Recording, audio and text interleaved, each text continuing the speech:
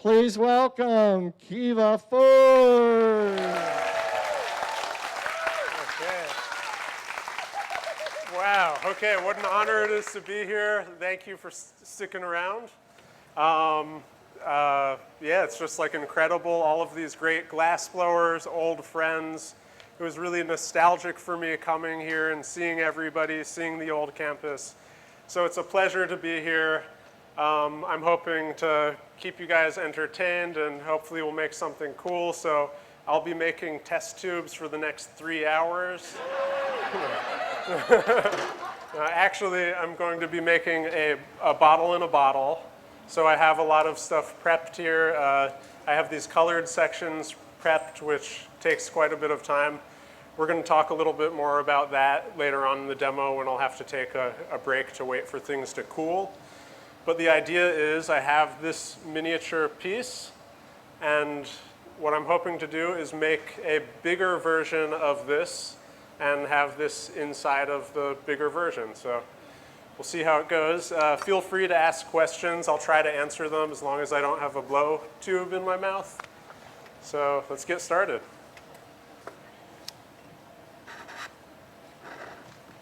All right, I'm excited. Good,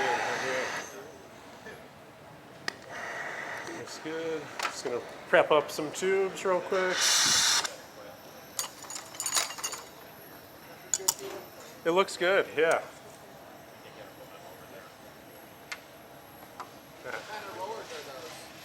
Oh, I'm glad you asked that. These are rollers that I designed.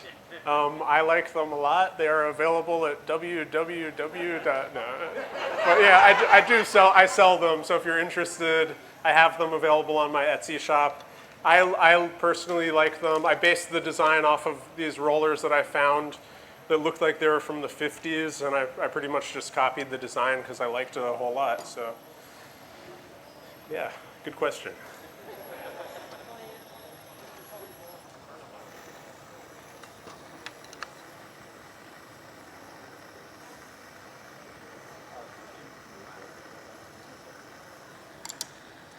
Whew. Always a little shaky.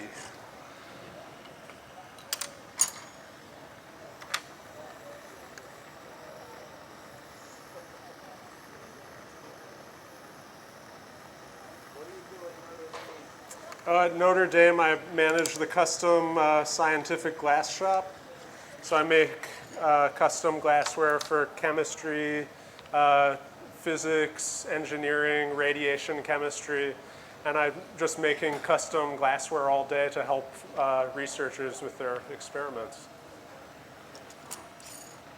Okay, for the brevity of the demonstration, I kind of have this prepped already.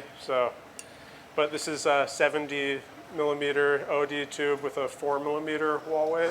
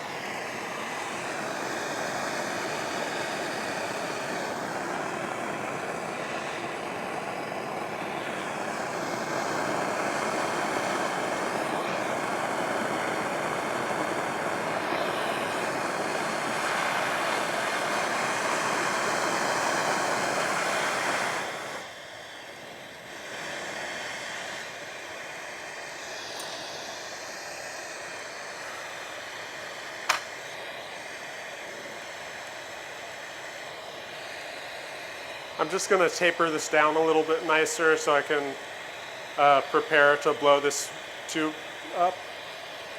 I'm going to attempt to blow a 6-inch diameter bubble.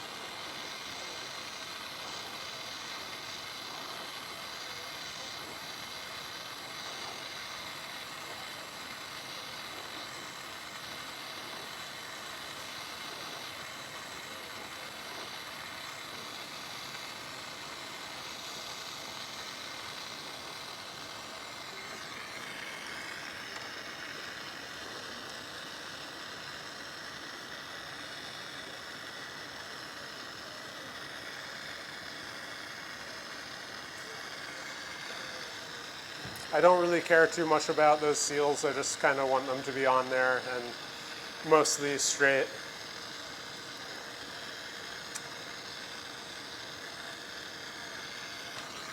Actually, I think I might clean up this seal a little bit.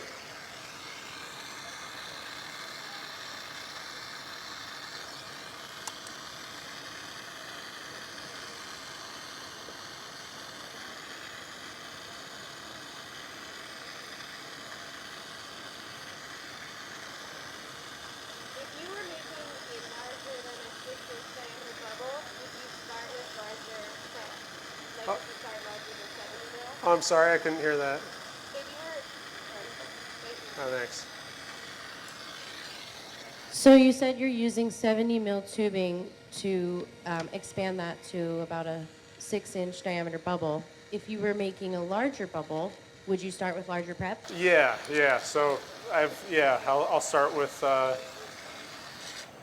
larger prep depending on the bubble. With certain things, I'll do like 140 mil heavy wall, but I just didn't feel like working that hard today.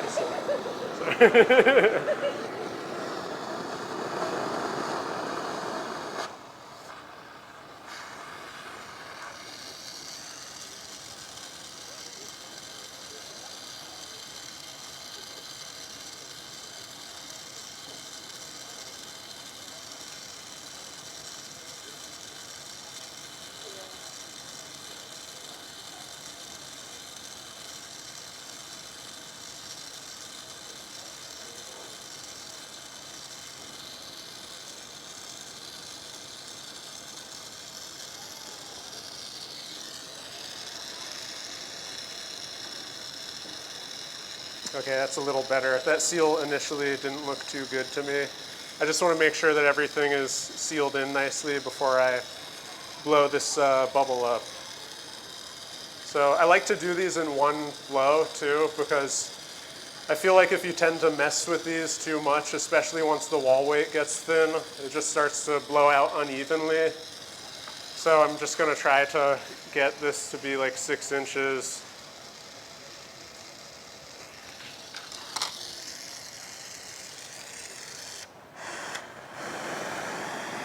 And I hope that I can get it to 6 inches, because if it's a little too small, the miniature won't fit on the inside. So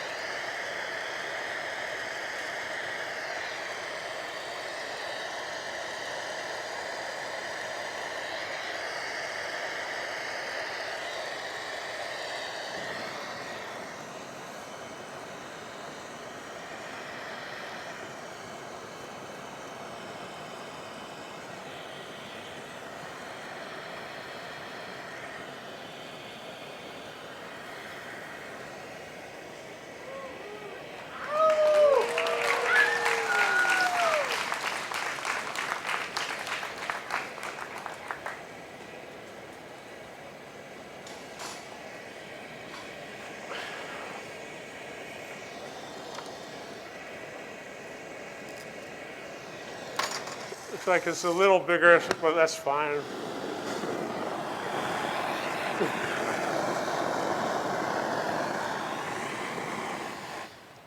Okay, now I'm just going to look at the bubble and see which side I want to be up and which side I want to be down.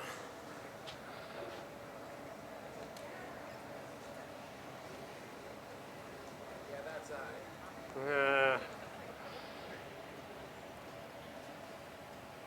What are you looking for? You want the crown to go? I kind of just like, I don't know. Yeah, just the shape. I feel like this side is going to look better up to me, personally. So.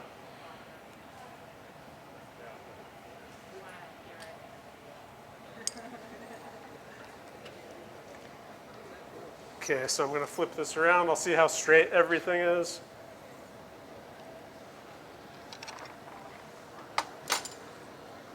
See if this, that like, yeah, that works. Man.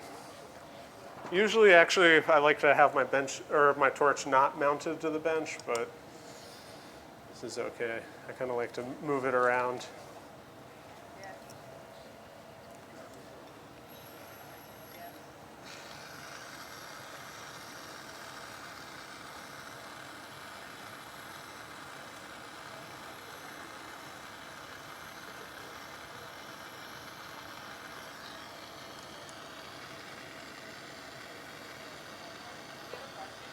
Okay.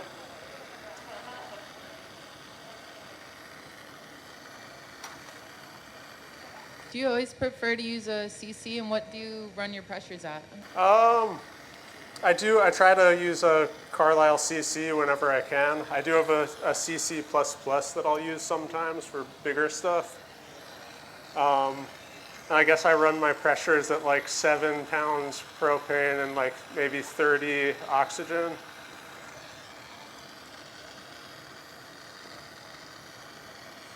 And then with propane, I like to use a number 3 center fire.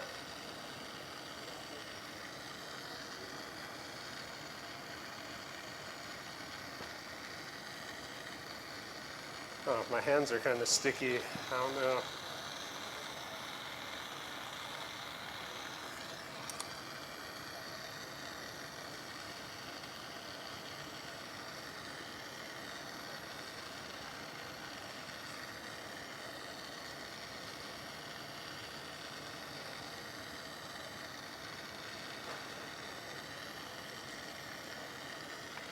Okay, that's pretty straight.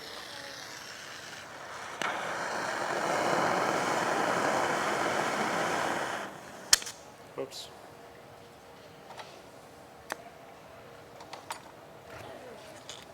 I'm going to warm this piece up. I like to use this ring stand sometimes at my home to just kind of warm up parts slowly. For certain things like thinner walled tubing, I prefer this method. It's kind of nice because sometimes when I stick things into a hot oven, it'll heat up my handles. So this kind of will alleviate that problem.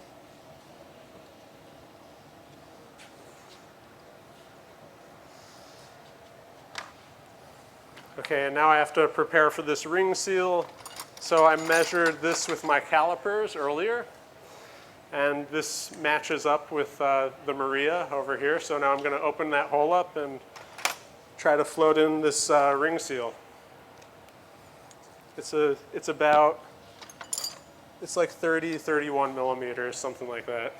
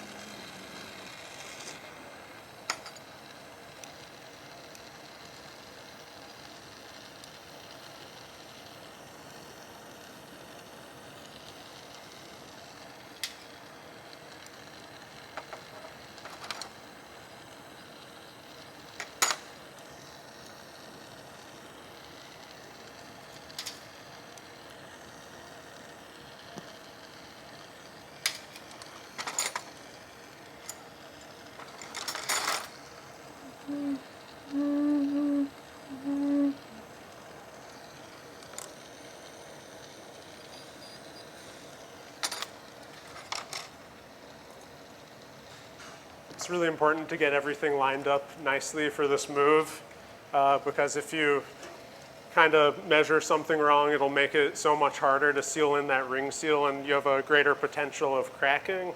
So I really want to kind of take my time on this next step and make sure everything looks nice.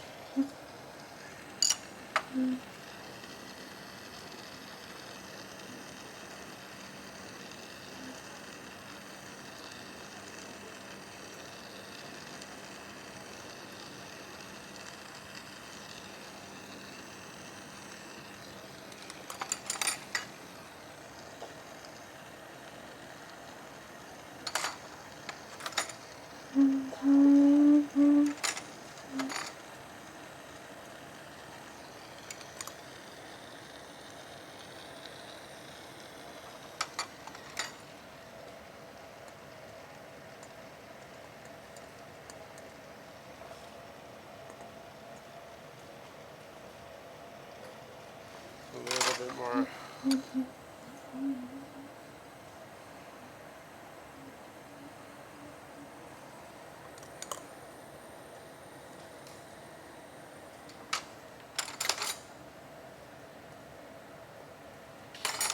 Pretty good. And this is closed here, so I have to leave this side open, and I'll be kind of like blowing through both sides. Oh, a little more.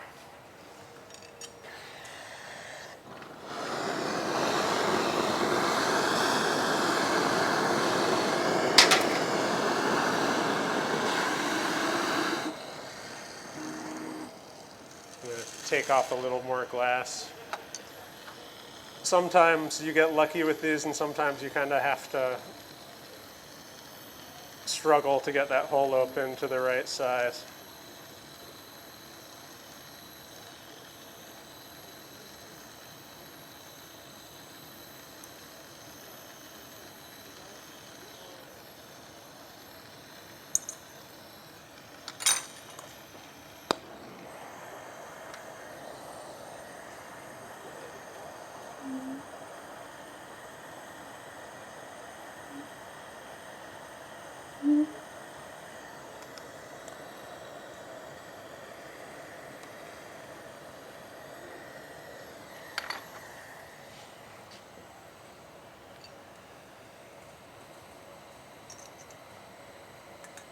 Okay, cool. Just got it through. Three's the charm.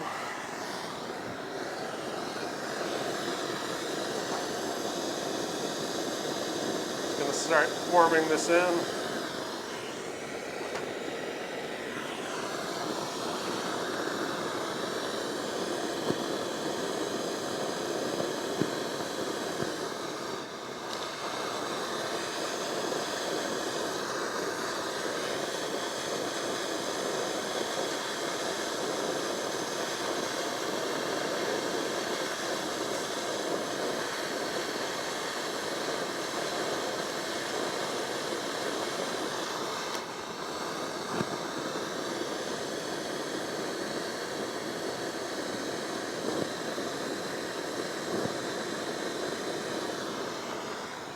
Okay, so now we're going to start floating in this ring seal. I need to be careful while I'm working it in because the inside bottle will start moving, so it's kind of like a balancing act while you're working on it. So I have to worry about working in the ring seal and then this tube collapsing, so I'll kind of be doing a couple of different things at the same time.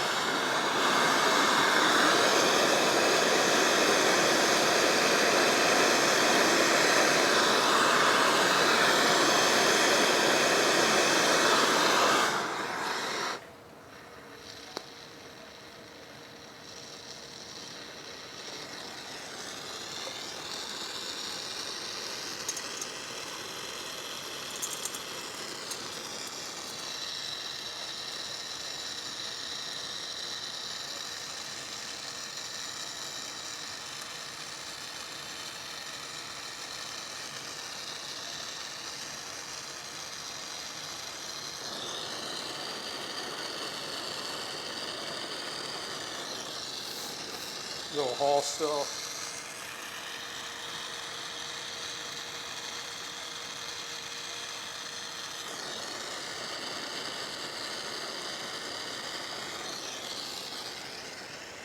Okay, I got pressure. Now we'll work on working this in.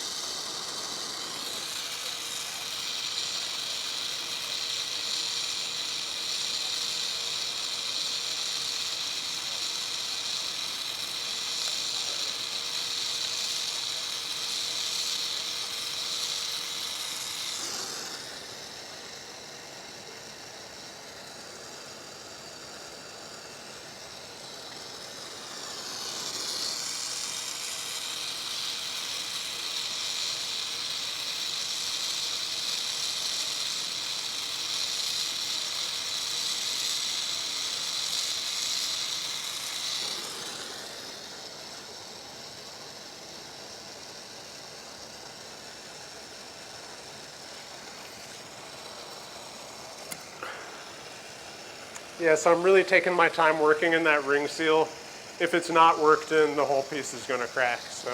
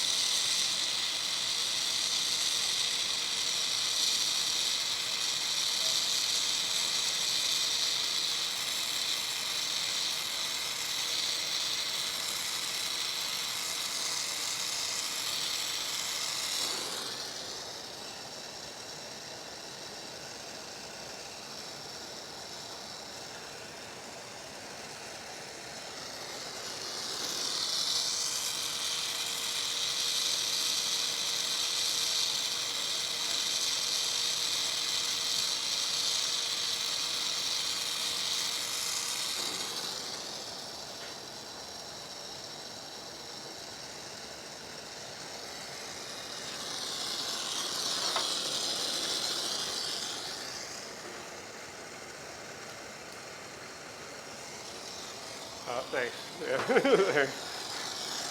Look at that.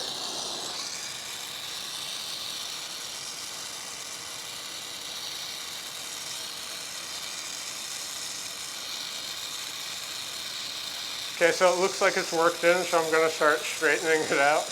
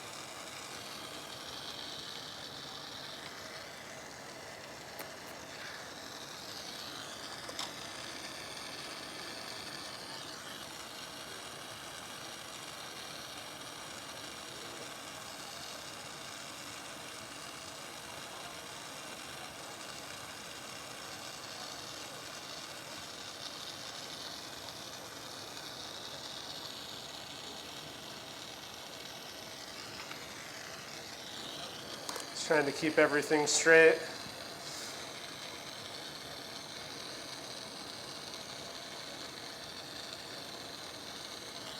Okay, that looks straight enough for me, so I'm going to seal on this bottom piece now. Oh, can't blow into that anymore.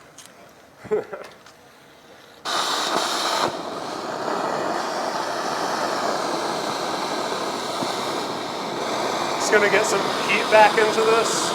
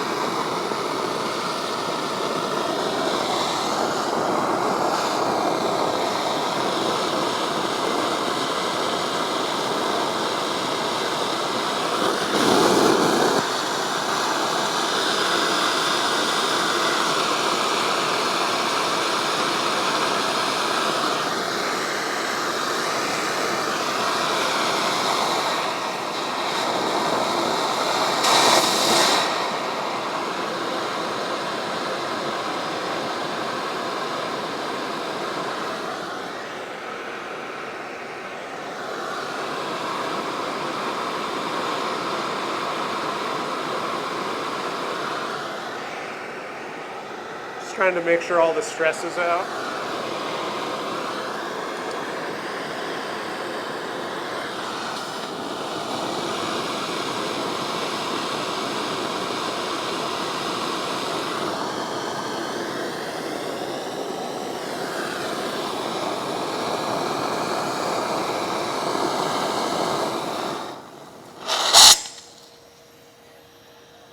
Okay, I'm gonna pop a hole open here and then work on sealing on that bottom piece.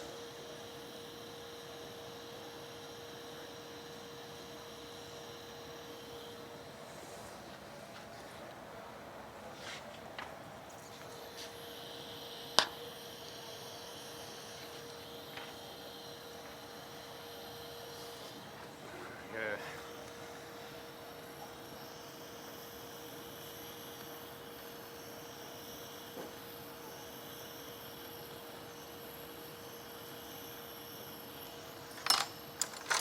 It's like it's kind of quiet in here. Is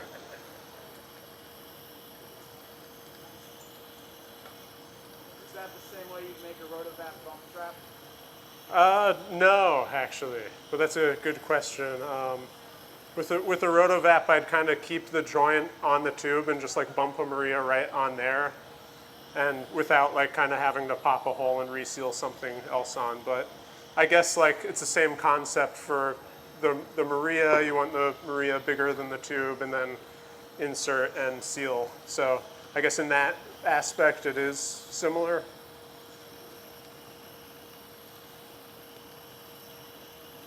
Was that Maria hollow or solid? It was solid.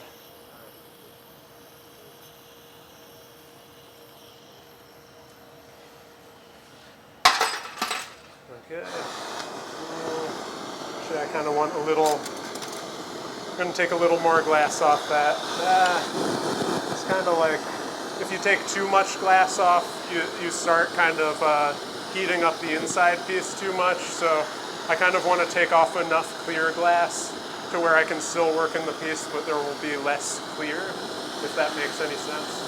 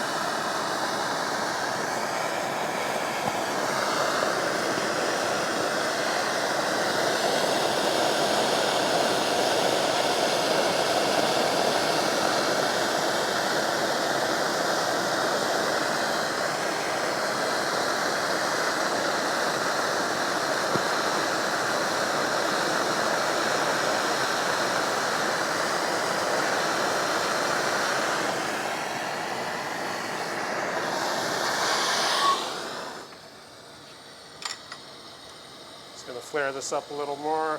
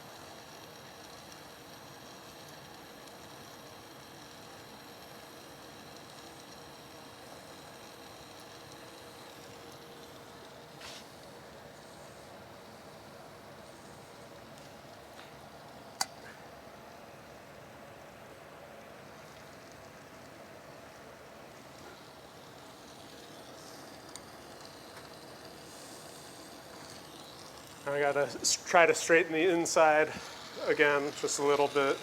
So I'm gonna heat this up some more.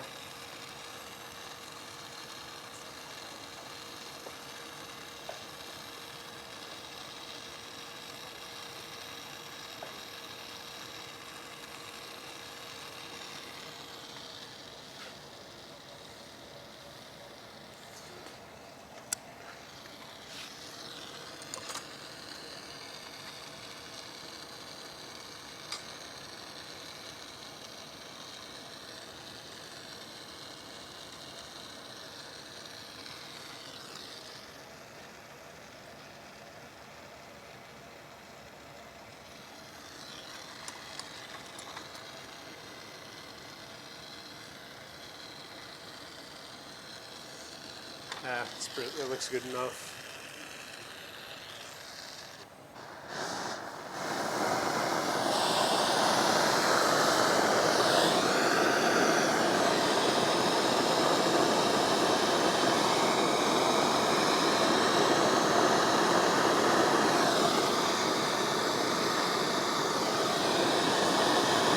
Okay, so now I'm just gonna really warm this out good. I wanna make sure that I get all of the stress out of this end.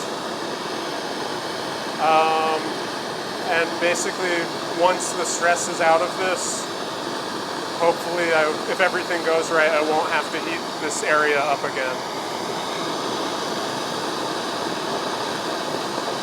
Just wanna check this side too.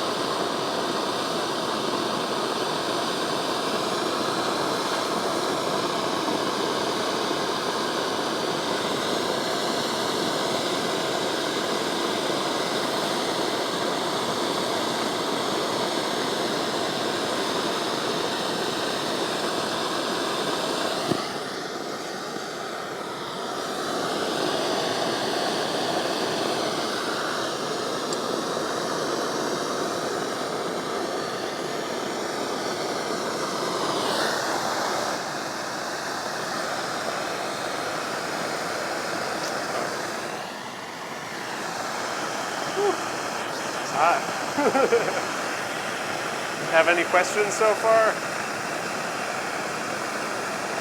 Oh, sorry. Maybe you could... I'm not gonna... Oh, what color? Yeah, the blue is like, it's those sticks. It's sticks of blue. And what I like to do for those is I'll kind of stick stack the blue sticks around a tube, work it in, blow it out into a blue cylinder, and then I'll take that cylinder, it'll be open on both ends, and I'll sleeve clear on the inside and the outside of that. And then what I like to do is, once that's worked in, I take the blue and push it through itself and flip itself. So the blue that you were working on the outside ends up being on the inside, so you can retain the really crisp blue color. Otherwise, the blue will kind of be burnt out from working it into a tube. Does that make sense? Yeah, okay.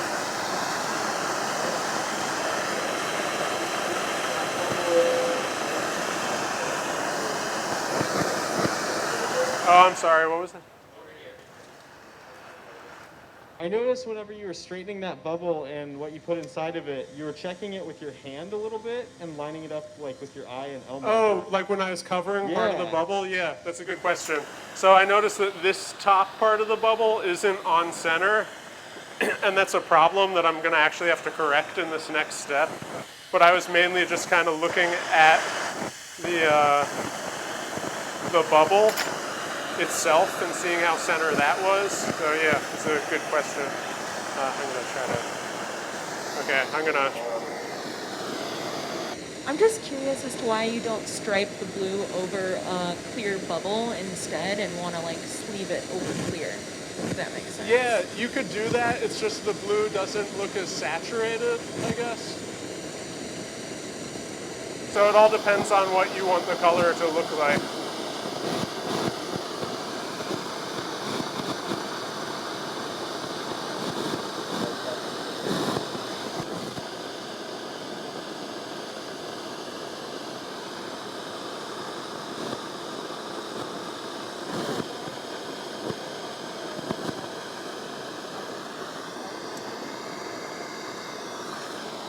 Oh, sorry, what was that?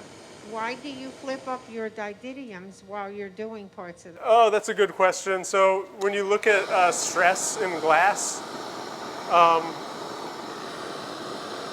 the glass will give you an indication of where more stress is depending on how the flame bounces off the glass. So the areas that are more stressed give off an orange appearance, and the areas that don't have stress, the flame just kind of looks normal. It's kind of subtle, and it takes some time to pick up on that. So it's like, I think it took me probably a year or two to really be able to see that. Okay, so I'm gonna try to center that because this is kind of crooked right now, so I have to heat that up and try to get it on center. And let me just kind of retake a measurement on this. Okay. So I know that I have to pop this hole open to that measurement, so hopefully I wasn't talking too much during that ring seal.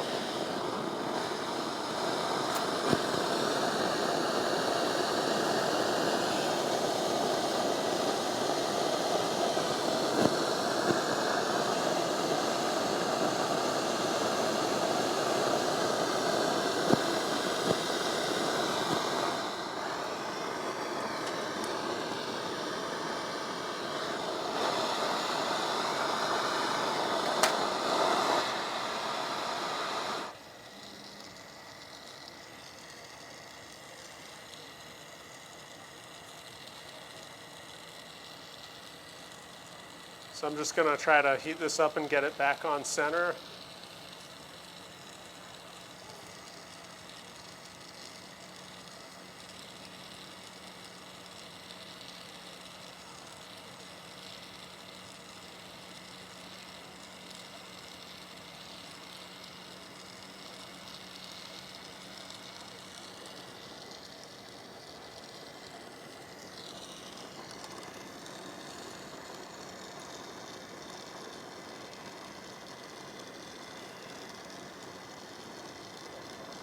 Okay, so that looks much more centered to me.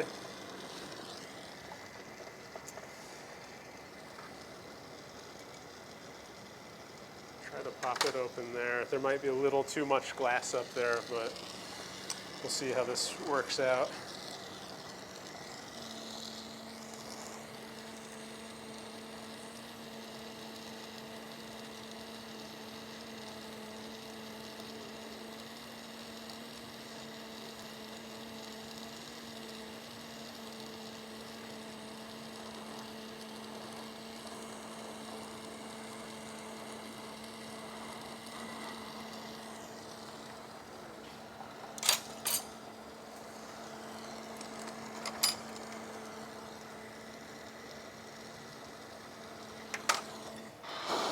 Just gonna get some more heat back in this.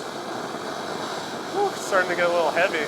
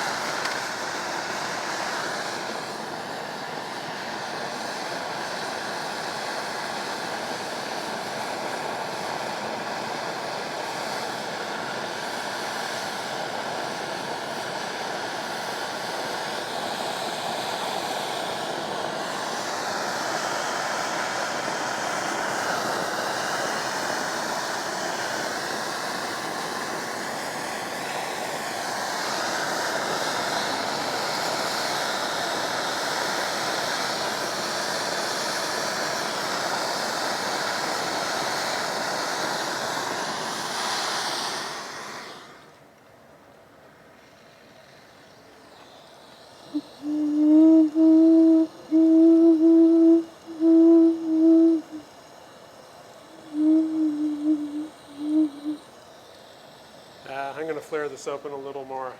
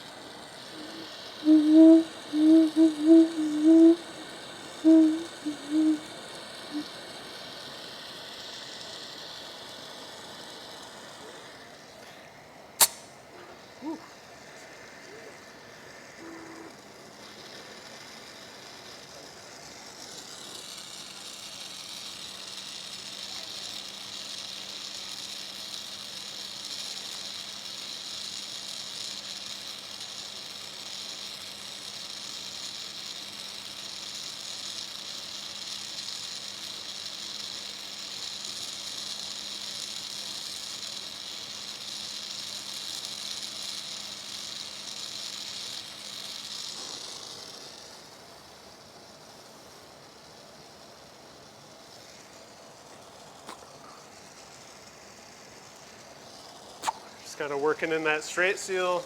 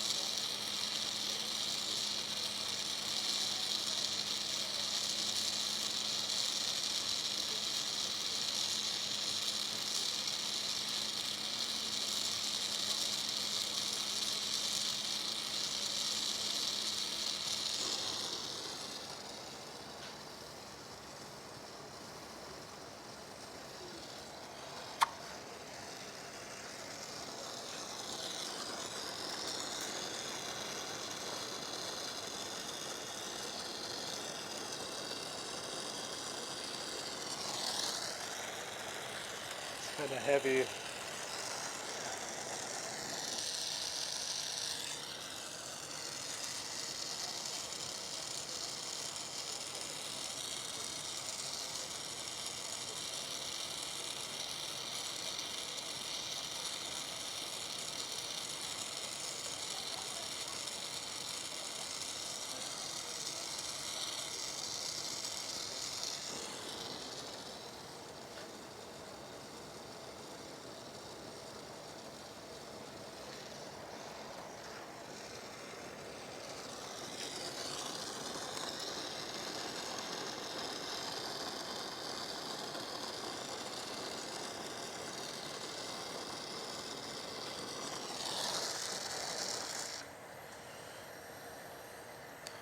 Actually, yeah,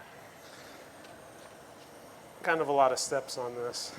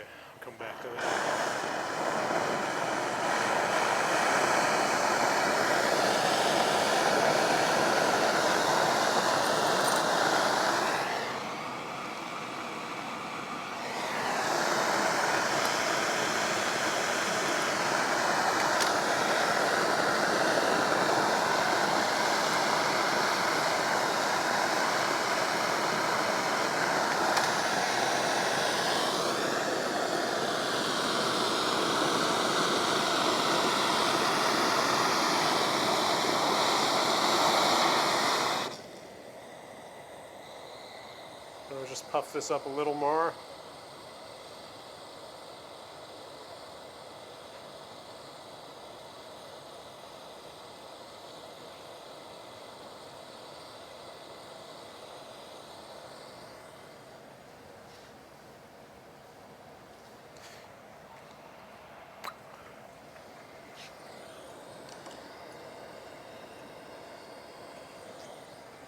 And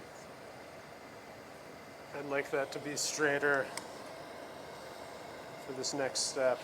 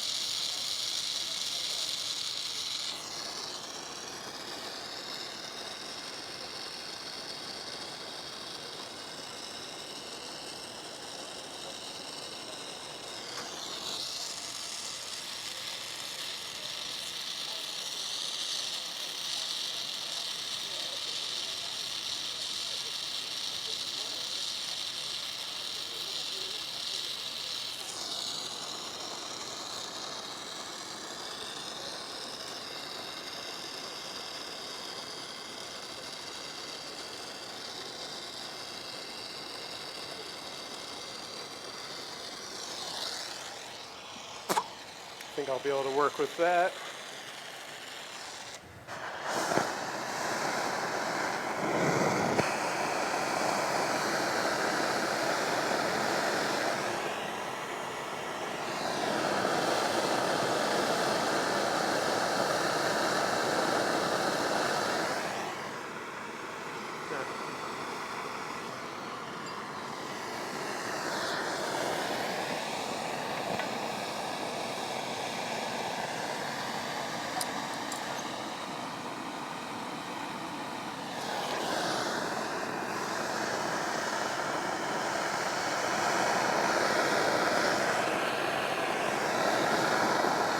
Can't help myself, I gotta mess with that one more time.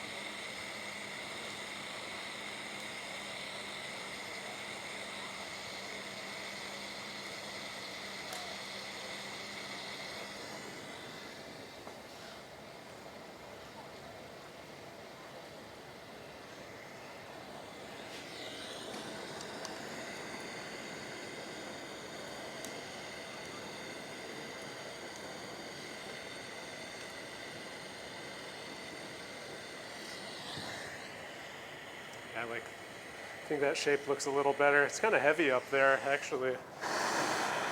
Oh, the wall thickness is heavy. Sorry, kind of talking to myself.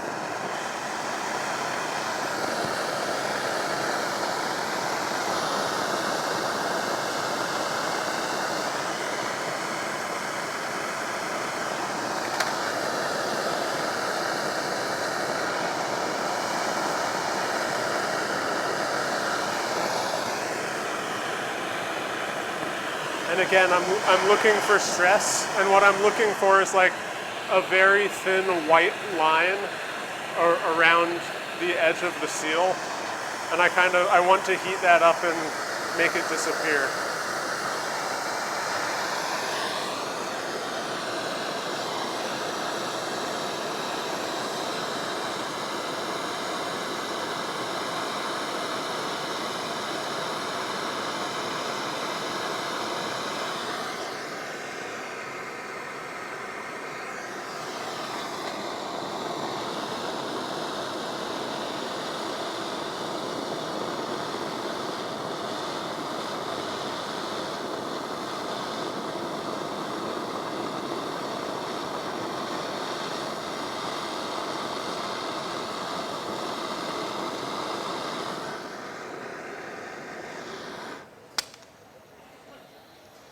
Okay, so now I'll flare this piece open and get it ready to meet with the top section.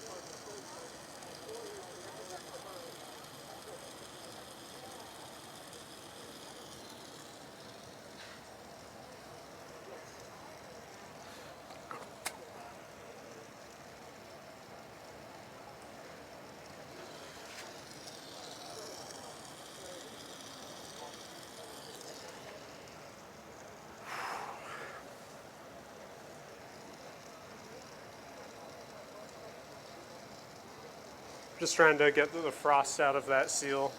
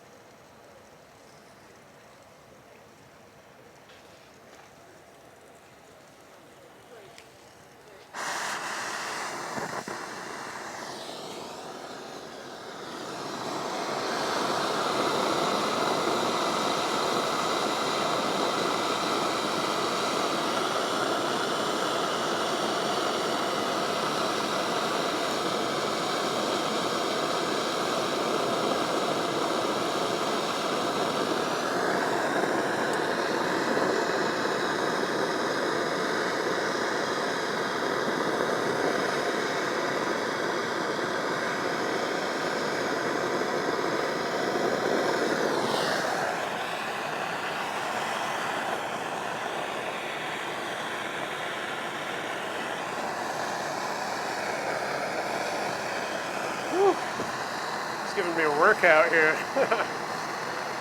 Thanks. Thank you both.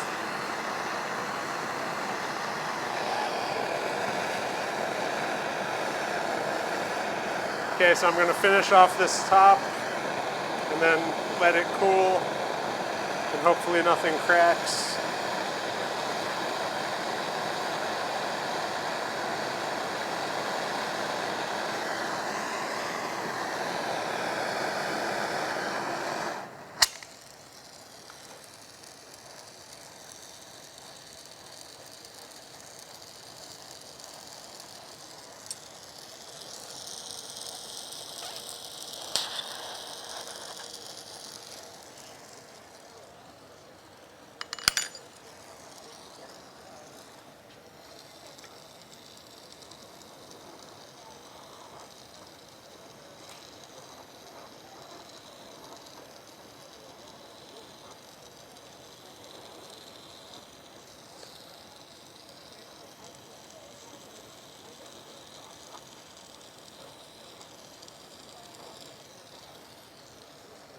Starting to get kind of heavy in my hand here.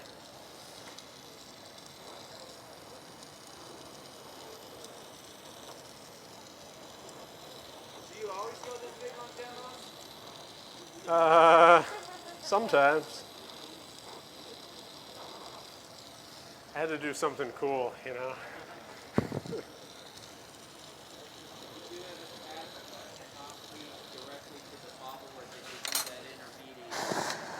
Oh, sorry, could you?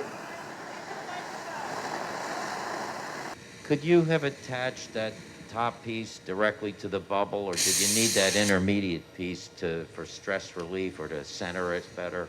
Yeah, so sometimes I'll just seal it on without the intermediate piece. I think initially I was planning on doing that, but then when I made the miniature, I realized that I put a bump in the miniature, and I didn't feel like correcting it, so I just figured that I'd put this on. This can be advantageous too, because sometimes it can be difficult to do a straight seal with a very long piece like that. So that intermediate seal makes it easier to make a long connection, and it doesn't look bad, so like you can kind of incorporate it into your design and make it easier for yourself to build it.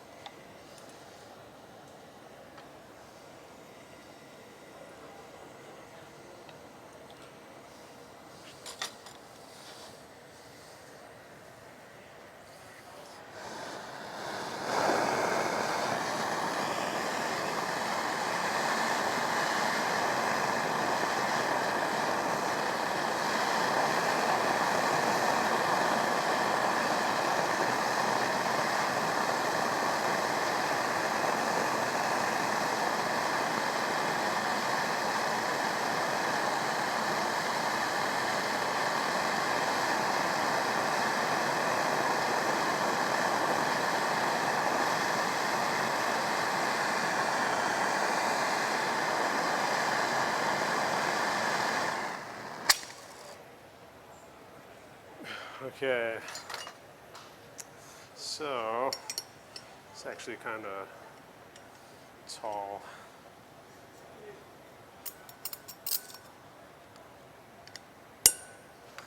So I'm going to let this cool for a second so I can flip it around and then seal this foot on. Whew, it's like kind of a workout. Thanks.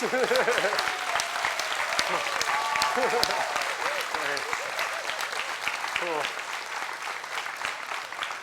Okay, I'm glad that part's done. So, yeah, so now that that part is done, I'm going to wait for this to cool so I can flip it around and grab it and seal this foot on. How long did it take you to learn a roticello? I don't know, I guess I'm always learning. Like I feel like maybe it took a couple years for me to get to a point where I was satisfied with it, but of course it's a pretty simple concept to get right away. But at first, like there's problems with lines and like everyone has their own kind of aesthetic that they want the lines to look. I've seen some people have kind of like long sweeping lines, and then I've seen other people have kind of like tight crossing lines. So it's all what you want. So to give you guys an idea, I start out, this is a piece of my prep that's left over from this. So you can see there's like 60 lines in here. And what I do is I take one section of glass and I twist it one direction. I take another section of glass and I twist it the opposite direction. And then I put those pieces of glass inside of each other. So this is an end of my prep, and it's going to be really obvious for you guys to see the two separate sections and where one ends and where one begins and what's going on with that. So you can kind of pass these around and check them out. You can kind of see how there's two separate sections there on the end of that piece of prep. Yeah, that's a great question. So I have a video of it on my Instagram. I wanted to bring some examples, but I just didn't have time. For that one, what I do is I take a clear tube. I have a clear tube on the inside. I put a clear tube on the outside. And then in between the two tubes, I stack a 3mm standard wall. So then I have like 60 pieces of 3mm standard wall that are hollow. And then in each one of those, I slide a stringer into the 3mm standard wall. And then I heat up the whole thing under vacuum and pull it down, and you get really even lines that way. So sometimes I like to do it like that, but then I have a separate tool with 60 lines in it also that's graphite. And for that tool, it's only color and clear. So what happens with that is I get a little more color saturation. And I like to use that for my miniatures. So this is one where that's different from those. So it's just one section of clear on the outside and colored stringers on the inside. And this gives me a little more saturation, which I like for the miniatures because you start to get to a point when you pull that down too much that the color will thin out and you'll lose saturation. So this is the more saturated piece. How did you get into glassblowing? Oh man, that's, I think I saw, I think I was at a town festival and I saw a furnace worker, maybe when I was like 16 or 17. And I was just like, man, that looks cool. Like, that looks like fun. And I grew up in New Jersey and I was trying to figure out what I wanted to do with my life. I didn't know any glass blowers or anything, so this was all just pretty much serendipitous. I was 17 and I was like, well, maybe I can try to get into a glass program. Initially, I applied to Bucks County Community College because they have a furnace working program. And luckily, I didn't get in because the class was full. So I kept looking around. I was looking in New Jersey, and then I heard of this place, Salem Community College. What's that? Scientific glass blowing? I thought that was all made by machines.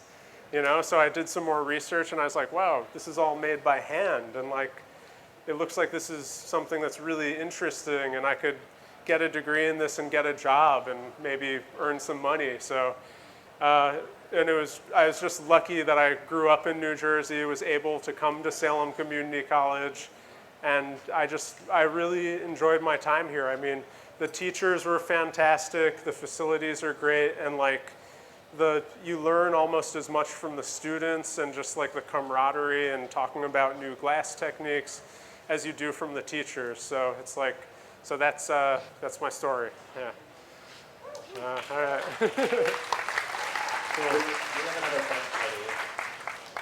What's the divot for in the top of your L marber? Oh, this thing. This. Oh, this. You know, I was working with Yusheen, and he had this setup that I wasn't familiar with. And this heat shield is really sweet. I think Blast Shield makes these. Is that okay? So basically, I was just like working with him, and I saw his setup, and I just copied it. I think that you can use it though, like if you get a gather of glass on one end, like a marble, I think that you can kind of rest your tube here and kind of like press against it and turn and kind of like gather a flat disc kind of section, like a flat, like, does that sound right, Mike? Or like, yeah? Oh, okay, that's cool. So what Mike Rahman is a fantastic glassblower, and he works with he's worked with similar marvers to this, and he said that sometimes with big sections, people will actually rest the piece here and just kind of gather some heat too. So, yeah. Oh, more questions? Sorry, I might have missed this, but what were the inner and outer tubes for when you pulled the back stack with the stringers? The inner tube is as thin as I can buy. It's like I prefer, so like you're always fighting with like wall thickness and color saturation. So I kind of like, I want more color than clear glass, because when you start twisting the sections up, the colors get unsaturated. So the inner piece I want to say is like 45 or 50 or something. I can't recall. But it's really thin. I look for the thinnest glass I can get. And then the outer glass is actually like 60 something. And I have to mess with the outer glass, actually. That's a trick. That it doesn't line up to get 60 lines exactly with a 3 millimeter. It like ends up being 59 or something. And since I already have this graphite tool with 60 lines, I end up resizing my tubes on the lathe. And I blow them out like 1 millimeter just so I can get 60 lines in that tube. Yeah. So, yeah, good question. Hey, when you're setting up the color and you've got your tube prep made for the reticello, are you splitting that tube so you're using the exact same two, or you're confident enough in your construction to make two separate ones? Yeah, so what you do is you want 2 even sections, actually. And I messed up with that initially. I was like, oh, it would make more sense to have less glass on the inside because it's a little bit smaller. But it actually doesn't end up looking as good. So I take 2 even sections. The inside ends up being a little bit thicker. The outside is a little bit thinner. And what that does is it just ends up kind of giving you a really nice colored section. This is the foot that I'm using. And this, I'll show you guys when I mess up. I mean, I made this foot, I hadn't made one of these feet in a long time, and I wasn't satisfied with the lines on the inside of this. You can see like these lines are a little bit looser, and these lines are a little bit tighter. And like I hadn't done one of these in a while, but one of the tricks to working with feet especially, or with like kind of any time you work with reticello, so you want to make the shape close to the size that you'll be blowing it up to. And how I messed up with this one was I twisted the sections up, it looked beautiful, and I made it a little bit too small, and I had to blow it up in order to make this foot. And what happened was, as I blew it up, the line sections kind of got bigger on one side, and it ended up not really looking ideal to me. So I remade it to look like this, but this is my like mess up foot, if you guys want to check this out. It's like, I just didn't like the way the lines turned out on that. it didn't really match with the rest of the piece. What size handles do you like? I like 3/8 or 1/2 inch. Generally, if I can get away with 3/8, I'll try to get away with 3/8. It's just a little bit easier for me to turn because of the smaller diameter. But 1/2 inch I can work with as well. It's just not ideal. I'm kind of like pushing the edge of the boundaries here with 3/8. Like I probably should have used 1/2 inch. It's kind of like heavy. So yeah, but those are the two sizes that I prefer. Oh.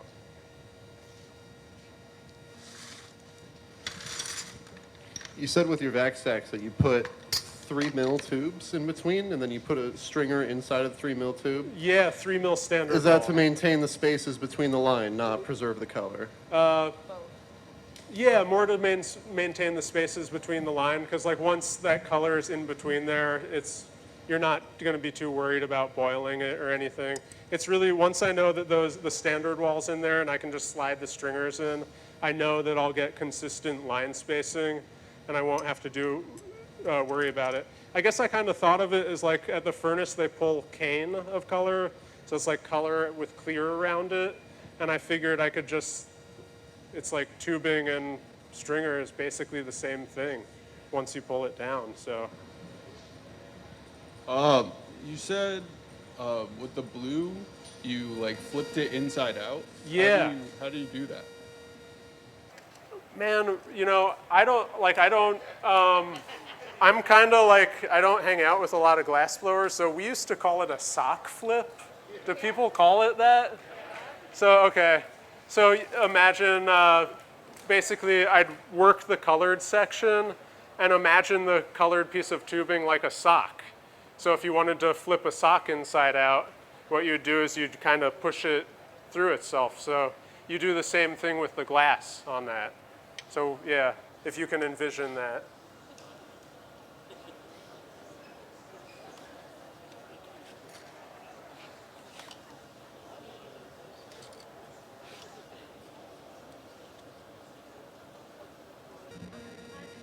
What was your first scientific job that you got? Yeah, the first scientific job I got, I was working full-time at Hoffman La Roche Pharmaceuticals in Nutley, New Jersey. I worked there for about 9 years. And as far as I know, I might be wrong, I think that there's other part-time pharmaceutical glass blowers, like strict pharmaceutical drug company, but I think I might have been the last full-time pharmaceutical glass blower in America, like possibly. Like if anybody could correct me on that, like I don't know. I feel like all the other shops closed. Yeah, if any scientific glass blower wants to chime in, I think that they have a part-time guy in Indianapolis at Lilly, I think. He just left? Okay, okay. Oh, yeah, so I don't know. Was he part-time or full-time? He was? Okay.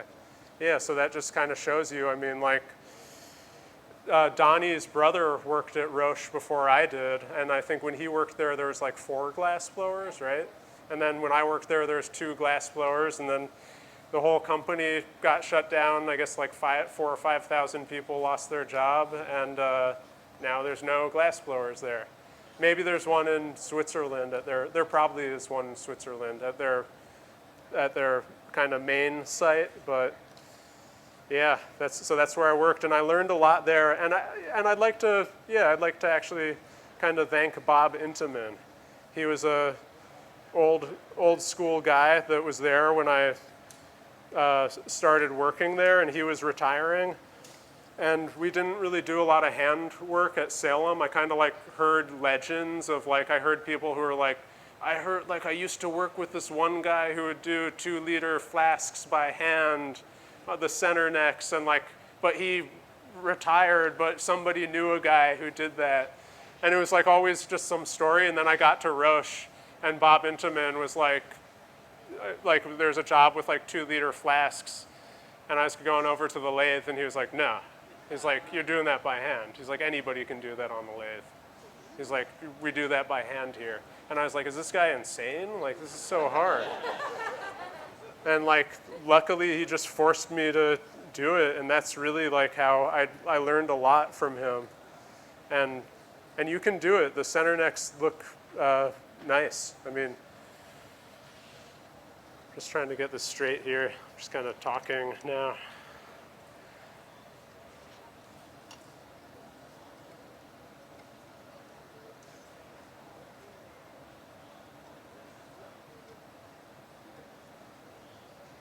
This foot isn't totally straight, so I'm just going to try to take time to get this really straight.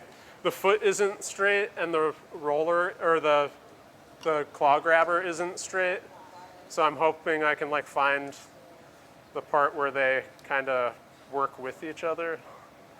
Okay, that looks pretty straight.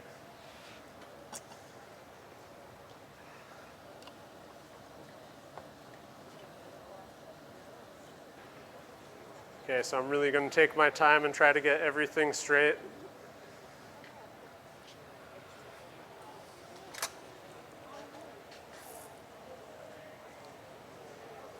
How do I do that?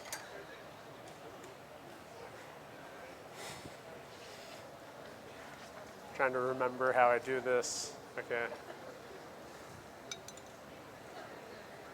Yeah.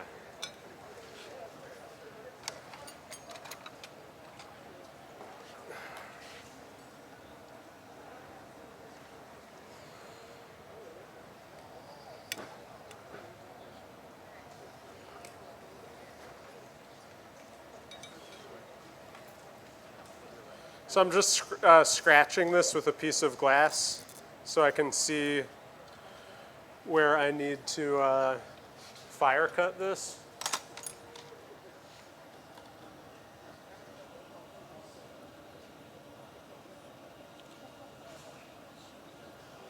Who makes those grabbers? I don't know. I think I got them from Whale Apparatus years ago. I don't know if they're still made, but they're my favorite grabbers. Yeah. Oh, really? Okay. Okay. So a gentleman here is saying that a company called National Scientific used to make these.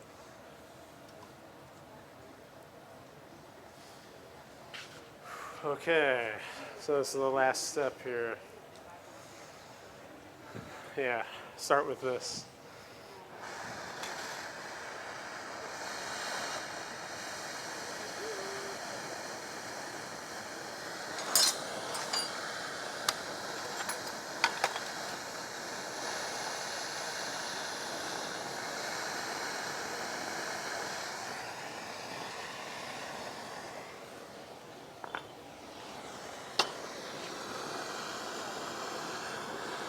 So I'm going to heat this up carefully.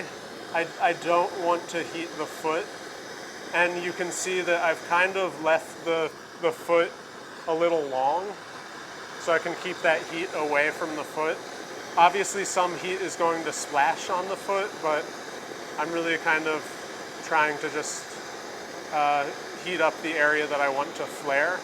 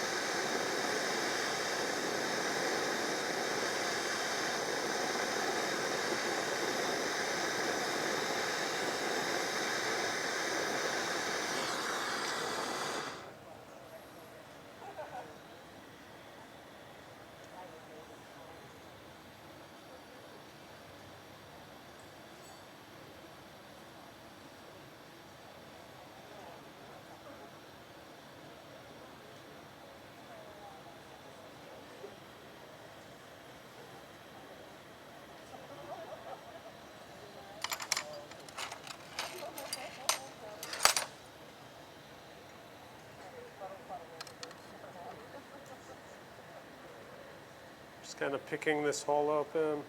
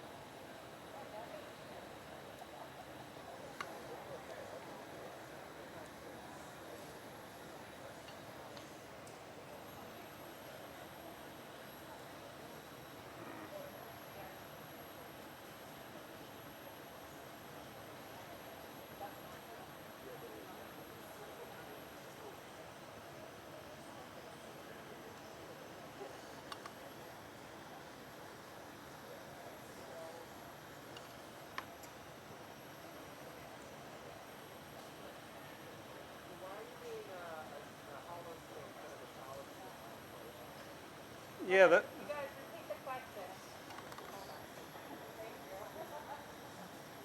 So why are you doing a hollow seal instead of a solid seal for your foot? Yeah. And just for all of them, actually. I don't think you did a single solid seal on the whole piece, right? Oh, I'm sorry? I don't think you did a single solid seal on the whole piece, right? Everything's all tubing, everything's all hollow. Yeah. I guess honestly, it's kind of for aesthetic. I like the way the two Marias like work with each other in the design. I guess that's the only reason. It is closed off, so like it's hollow up until the bottom there. So you could fill it up with liquid, but obviously like you wouldn't just because the opening is so small. It's kind of not really that functional. It's just meant to look cool. Do you have to worry about that inner vessel sagging in the kiln? I do. So when I anneal this in the kiln, I'll take a piece of clear tubing about this big, and I'll put the white fiber tape over the edge of the tube to protect from the glass on glass, and then I'll anneal the piece upside down. So this bottle will be hanging upside down. I try to keep it straight in the kiln, and that prevents the inside bottle from moving. Otherwise, if you just annealed it flat, the inside piece would move.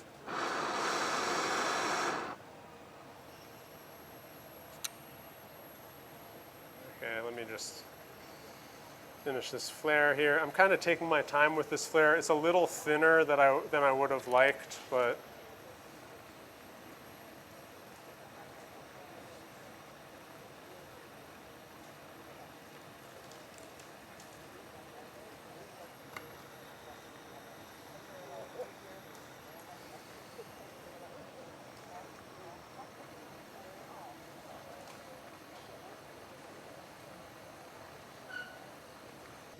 So I have two questions. The first one is what is the order of operations for the straight seal and then pushing the Maria, so like the Maria seal? And then, yeah. that Maria seal? Yes. Yeah, so what I do is I try to line up these flares. It's kind of like a dramatic little flare. I try to line them up exactly the same on either side, and then I stick them in the flame like really cold. It's like they're barely sticking, and then I go back in with like a needle flame and slowly heat it up and push them together, and that actually gives you a pretty decent seal, surprisingly. Like it works for other stuff too. I think I've used it in scientific glass in like random applications. You're able to seal in scientific glass, and I can't even remember why I did this. I've made a bunch of like strange things over the years, but you're able to seal really close to a ground surface of a joint, and with that Maria seal without frosting the joint. So I think I've used that once or twice over the years. Thank you. And then, how did it feel to win the blue ribbon in sheep showing? Where is that? Who is that? Oh, okay. Somebody was I bet, was that Coyle or Andrew Serta? Oh, there's Serta. Okay. So yeah, little known fact, I was the #1 state sheep showman in year 2000 in New Jersey.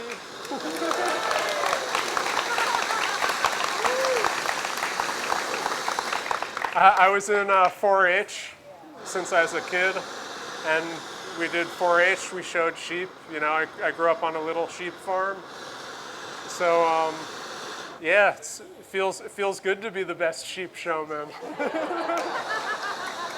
Also, I'm glad that Andrew Serta decided to come and watch me. He was trying to decide about whether he was going to come to the demonstration or whether he was going to climb rocks. So luckily, he decided that I might be more interesting than a rock. So I'm glad that I'm more interesting than a rock.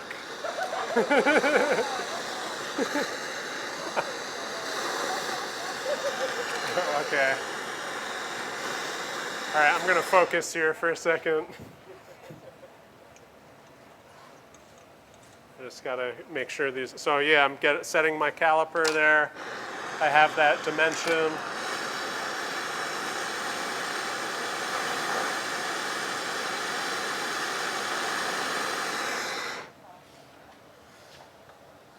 Let's see how that is, that's good.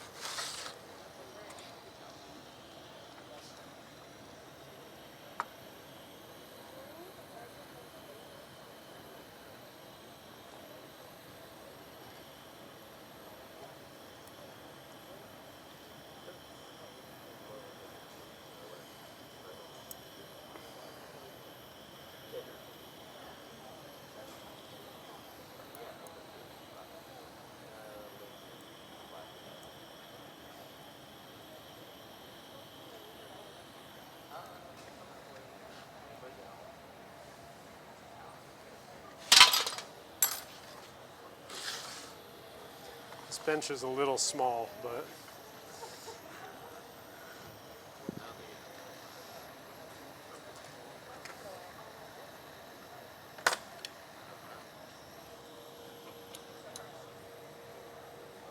yeah, I'm really taking my time. It makes, the seal is kind of tricky at the end, and it really makes a difference if you take your time and get everything lined up really nicely.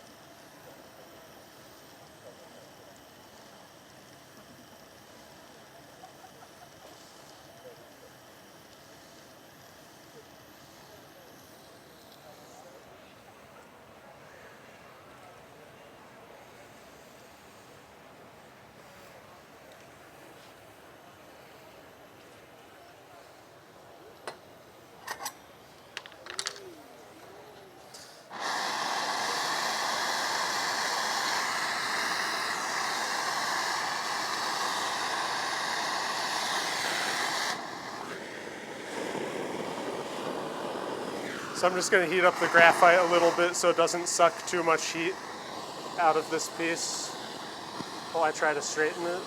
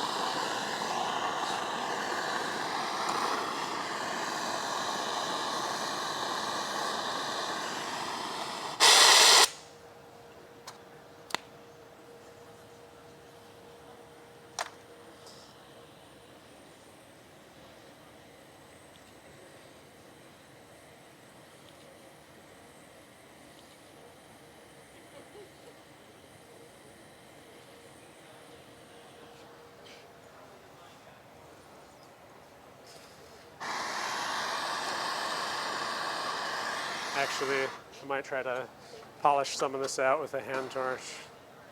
There's a little frost from where I was like forcing the glass.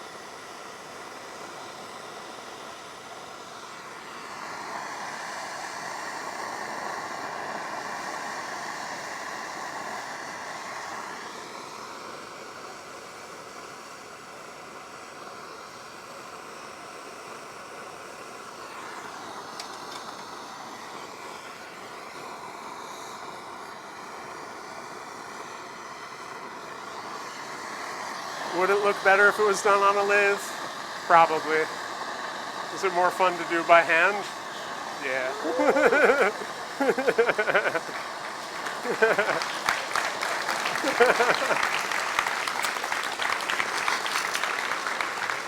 All right, I'm almost done here.